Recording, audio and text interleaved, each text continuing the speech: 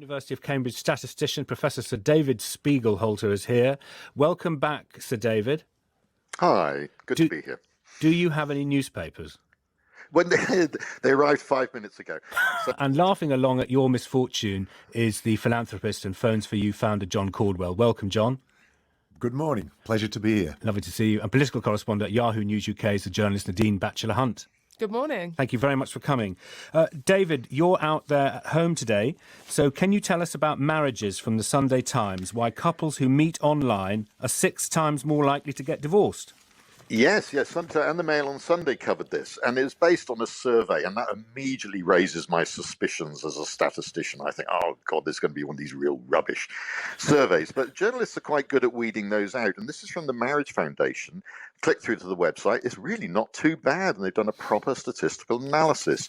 So, basically they show that certainly over the first 3 years, 12% of couples who met online have got divorced in their survey, compared with 2% who met via family and friends. And what they don't make such a thing of is that the rates are also high for people who met in school and university and at work, 8% and 7%. So it's not just people meeting online. Nadine, you're going to tell us about a linked story from the Sunday Express, which is that life after lockdown leaves us more tetchy. Yeah, so this is a very interesting story. I don't think many people will be that shocked by it, but it says that the easing of the pandemic has made people even grumpier, according to research. Might be because maybe they kind of got used to having a certain lifestyle and then it's suddenly been thrown into rate. I personally feel like I'm less grumpy, but apparently it says it's even led to sleepless nights and a lack of concentration, and for 1 in 10 adults turning to cigarettes or alcohol more, said the survey. John? I would absolutely agree with that, because I've noticed that. I mean, people can be really violent cues. I mean, when we're in lockdown and we're social distancing, if you were the slightest bit nearer to somebody else than you should be, there's growls and anger and really. And as a cyclist, I was getting shouted at all the time in the UK. France, that always happens to me for some reason, but the French always shout at me. It must be my cycling style, but for certain, when I was cycling on the roads in Britain during this pandemic, the anger and misery is without doubt gone up. David, I wonder if you can comment on what Nadine's raised and John agrees with. I mean, one of the things that's curious is on public transport, where face coverings are mandatory unless you're exempt, most people seem to be exempt in some parts of public transport. Listeners who get in touch with us are very stressed by people who break the rules with no problem. Yes, yeah. I mean, it does vary. I mean, just from my personal experience, it does vary a lot and among different groups of people. I think, young men in particular are not particularly, don't particularly adhere to the guidelines. And I think I agree that people do, get irritated. We know from the statistics that, anxiety has risen, and during the pandemic. And I think that's reflected. We can see that around us. Nadine, everyone's agreeing with you, really. You're the only person who's not grumpy. I suppose maybe it's another thing with the pandemic, the restrictions. Maybe people will be less grumpy when they don't have to wear masks. What's your secret? What's made you, if everyone's agreeing that there's grump, why are you gleeful?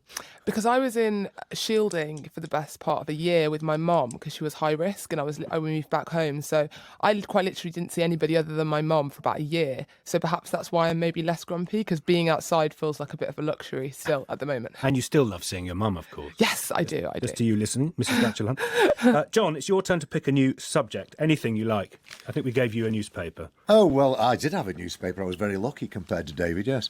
I quite like the Sun headline on the fishing battle, which is "Fished Fight." And of course, this is all to do with the story of the trawlers not being allowed to fish in the Channel Islands area. But hasn't it gone disproportionately aggressive? It's preposterous that the French should be trying to bully us and suggesting that they will cut off the Channel Islands electricity supply. How dreadful is that? And I have experienced, when I've been commuting through France, lots of difficulty at French customs and so on. And I think there's an absolute movement within Europe, and I call them the Brussels bully boys. I think there's an absolute movement to give Britain a bloody nose so that nobody else really considers leaving the EU. OK, I mean, it's good to hear your view on all of that. David, can I ask your perspective? It is one of those things which is a very small part of our global trade, but a very large part of our identity and our emotion.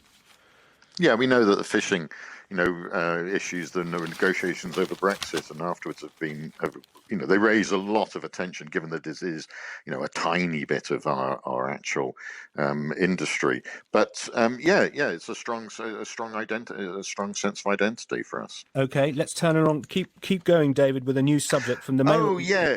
Okay, I like sea swimming a lot. Okay, let's do an environmental one because of COP26.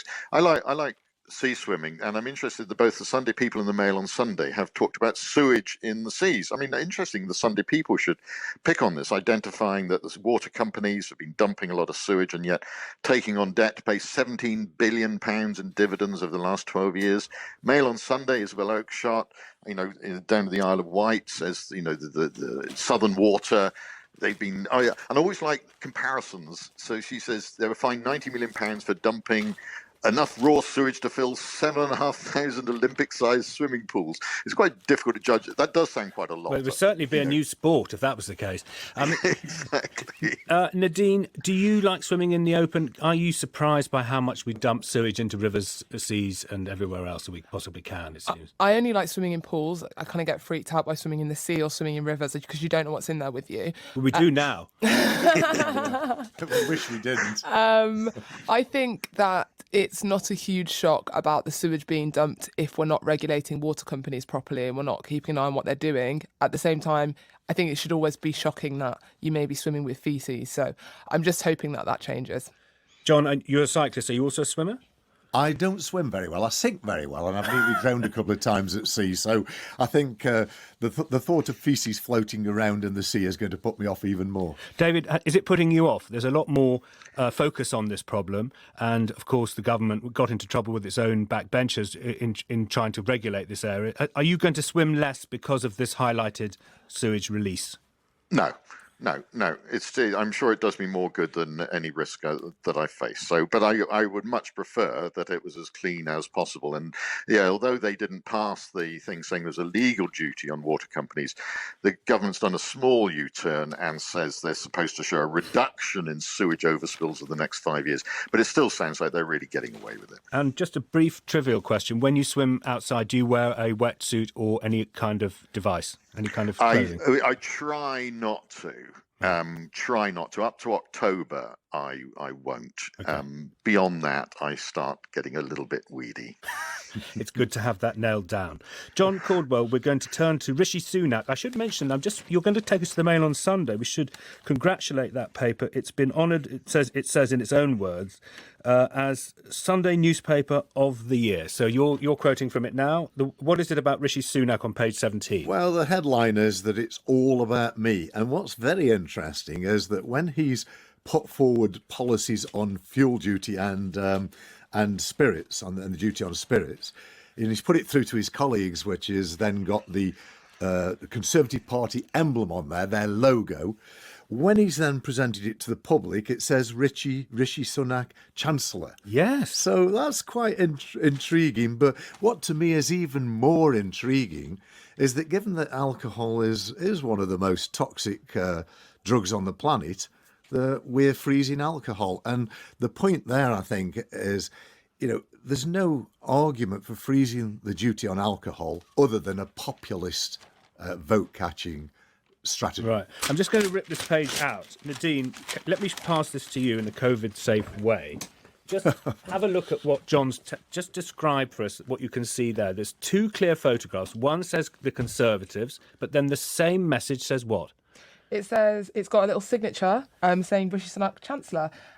This won't be a huge shock to anyone that was following, at the start of the pandemic, Rishi was doing a lot of this. And also, if you look at he used to use the first person a lot when he was announcing the budget. I will be, sorting out furlough. But sometimes when it's a bad thing, he'll say we. John, are you a fan of Rishi? I mean, he's done it. He's spent more even than you. I think I've gone on a record many times of saying that I'm not a fan of very many politicians. Okay. So I think we should probably just leave it at that. OK, so there's a lot of briefing about Rishi Sunak in the papers. Someone's been very busy on the phone, it seems to me, about Yeah, the Chancellor. I think There's a linked story about booze, and I wonder if you'll all want to speak when you hear David's summary of it. David, The Observer, page 15. Oh, okay. Is that the one about drinkaware? Yes.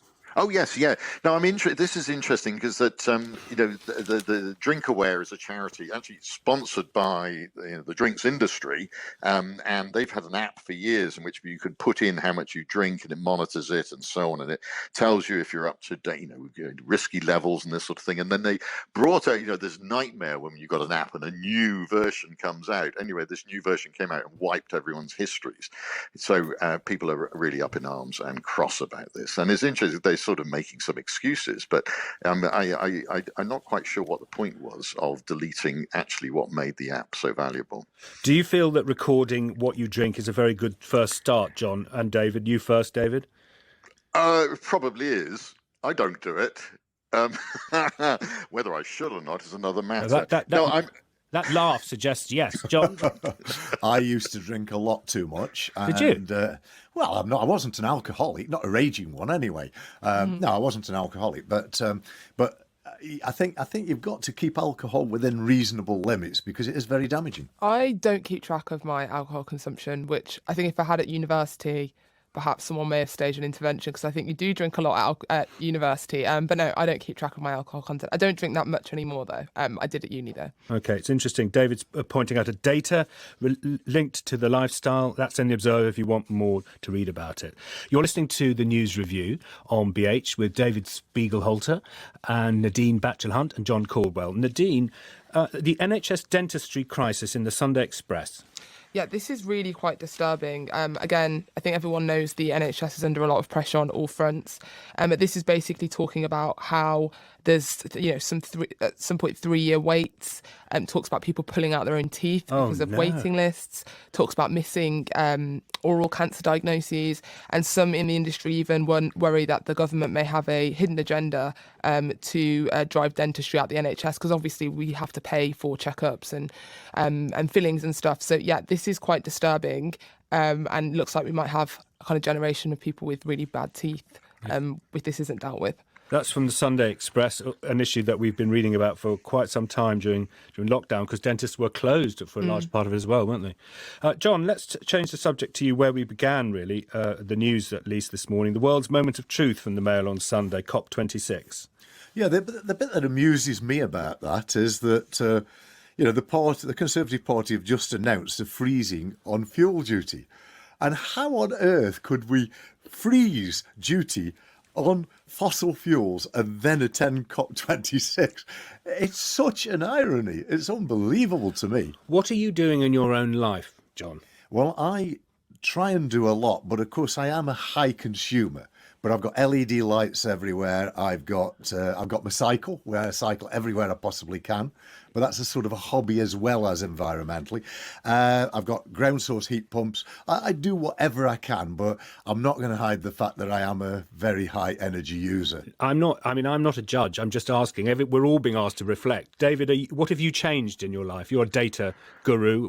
Can I judge you by something you've changed? Well, I'd like to refer back to your previous story, the climatarian. I think, the diet, the use of, I suppose eat a little bit of beef occasionally, but I just try to keep off, food that's, has required grazing and is used up, using land for animals, which is just not a good use of our environment. And, it's been shown in models that actually diet is extraordinarily important in terms of our consumption. Nadine? I'm a vegetarian, so there is that. I try and use less electricity. I've tried to cut back on dairy because obviously that's a big contributor, so I try and eat more things like oat milk and stuff like that. It's actually meant I've developed a bit of an intolerance to milk because I've been cutting it out. But yeah, so that's the kind of stuff I do. I should probably do more. I'll be changing my car to a more environmentally friendly one soon. So yeah, I think that's not a huge amount, which is cool, I guess. I mean, John, do you think there has been a big life shift since you were in business?